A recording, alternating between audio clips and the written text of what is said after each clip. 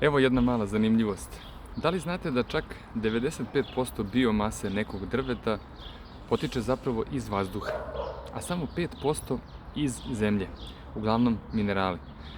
Znači, ako biste izmjerili neko drvo i ako bi ono imalo 100 kg, 95 kg bi bilo iz vazduha.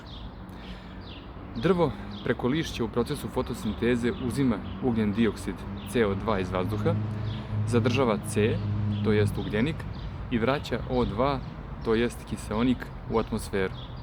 Zato je drvo čist ugljenik. Kod ljudi se u procesu disanja događa suprotno.